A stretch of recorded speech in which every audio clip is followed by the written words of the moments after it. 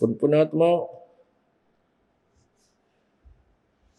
हम भगवान की तलाश में उसी समय से लगे हैं जब से हम उससे बिछड़े हैं, क्योंकि काल ना आते हमारे साथ वो लफंडरपना शुरू कर दिया, मिसगाइड रखना, हमारे को कष्ट पे कष्ट देना। तो हम जो सुख छोड़ कर आए थे उस स्थान को भुलाने के लिए इसने और कवर चढ़ा दिया हमारे ऊपर।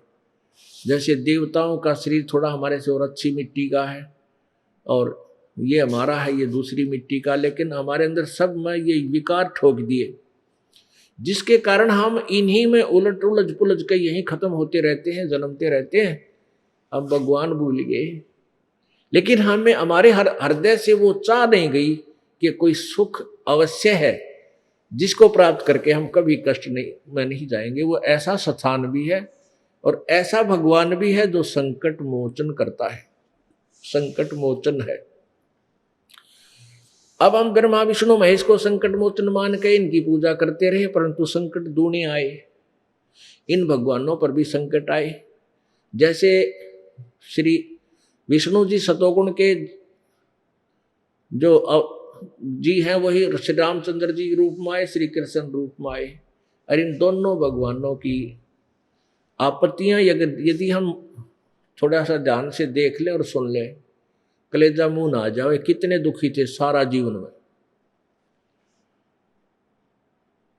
अब जैसे श्री रामचंद्र रूप में भगवान सतोगुण विष्णु जी आए, राजा दशरथ का जन्म हुआ, ब्याह हुआ, विवाह होते वनवास हुआ, वनवास से सीता उठा ली, अपहरण हुआ, फिर रावण गेला युद्ध हुआ, करोड़ों आदमी मर गए, वहां कितने जीव मरे दोनों सेनाओं के।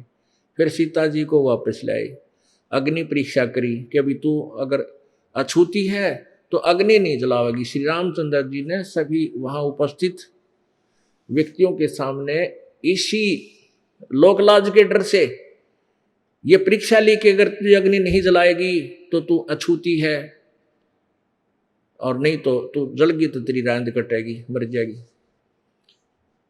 तो ऐसे उस अग्नि परीक्षा ली, लेकिन सीता जी अछूते थे, वो निष्कलंक थी, और परीक्षा करके घर ले आए। घर आते ही एक धोबी ने रात में अपनी पत्नी पीट रहा था, अपनी पत्नी को कूट रहा था। श्री रामचंद्र जी वेश बदल कर राजा थे अयोध्या के ये, और ये देखने के लिए मेरी नगरी में कोई दुखी तो नहीं है। गुप्त रूप में राजा लोग जाया करते थे, भगवान से डरने वाले होते थे। एक धोबी अपनी पत्नी को कूट रहा था, पीट रहा था रात में कि तू 2 रात कहाँ रह के आई है। और वो उससे के दुख में अपने घर चली गई थी, फिर वापस आ गई।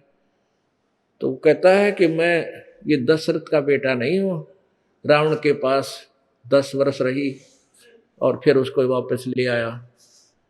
ऐसी कलंकनी को मैं तो आग लगा दूं, घर नहीं रखूं। अब वो श्री रामचंद्र जी ने सुन लिया, उस धोबी के कहने थे सुबेरा अपनी पत्नी को निकाल दिया कि मैं किसी की जो है ना, मैं अपने विषय में ये किसी की अपनी बुराई नहीं सुन सकता, और आप जाइए यहाँ से। बता भाई। अच्छा चलो, पुण्यात्माओं जिनको भगवान मानना थे, भगवान सत्र का नॉलेज है इनका, कॉमन ज्ञान भी, कॉमन नॉलेज भी कोई ना, जनसाधारण वाला भी नहीं इनमें। अपनी खुद परीक्षा ले आए सबके सामने, और वो निष्कलंक थी। और एक धोबी ने ताना मार दिया तो कलंकित होगी, उसको घर से निकाल दिया। अरे तेरा गजब हुई हो। तो बताओ, ऐसे निर्णय लेकर हम सुखी हो सकते हैं? जब हम अपने भगवान का अनुसरण करें, उन्होंने ऐसी लीला की हम भी करने, क्योंकि जिसका भी हम शरण ले रहे हैं, जिसका अनुसरण कर रहे हैं, जिसको प्राप्त करना चाहते हैं, तो हम उसका हर कदम टू कदम अनुसरण करना चाहिए। तो सीता निकाल दी करते हैं, और पेट में बालक है भगवान। एक पहले तो अबला स्त्री, और फिर गर्भवती, और गर्ते निकाल दी। कलेजा पाट जा जो इंसान होता है, कलेजा हिल जा इंसान का। बता कोई बात हुई या? और कित जावेगी, कित इस सची थी वह करेगी क्या, कैसे कमावेगी, कैसे बालक पालेगी, कहाँ रहेगी, दुनिया दुश्मन गेला है। और वह भी निकाल दी। वो सौभाग्य था उसका कि वो महर्षि वाल्मीकि के वहाँ कुटिया पर चली गई, वहाँ उसने पिता वाला प्यार मिला और सारा टाइम पास उसका ठीक हो गया।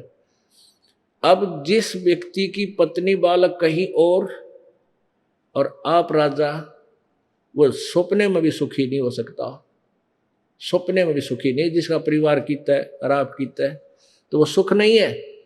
और अंत में फिर श्री रामचंद्र जी ने सरयू नदी में समाधि ली, क्योंकि उसके पुत्र लव और कुश ने उन्हें पराजित कर दिया था। कहने का भाव ये है कि वो भगवान आखिरी सांस तक सुखी नहीं रहे। श्री कृष्ण जी का जीवन देख लो, वही विष्णु जी सतगुण अवतार आए थे। तो हम जिन परमात्माओं को पूजते थे उनका इतिहास देख रहे हैं। अब परमात्मा वाले ज्ञान से उन अखियों से, उन चश्मों से देख रहे हैं जो नजर बनने के बाद लगाए जाते हैं, स्पष्ट दिखाई देते हैं। हमारी आंखें बन गई, हमारी आंखें अब ऑपरेशन हो गया मोतियाबिंद का। अब हमें दिखाई दे रहे हैं कि जिन भगवानों की हम ओट ले रहे थे वो आप पर दुखी।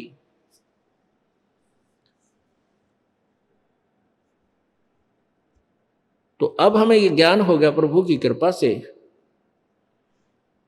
कि हम किस परमात्मा की साधना करें और उसकी साधना से हमें क्या फल मिलेगा, तभी हम इसमें सफल होंगे।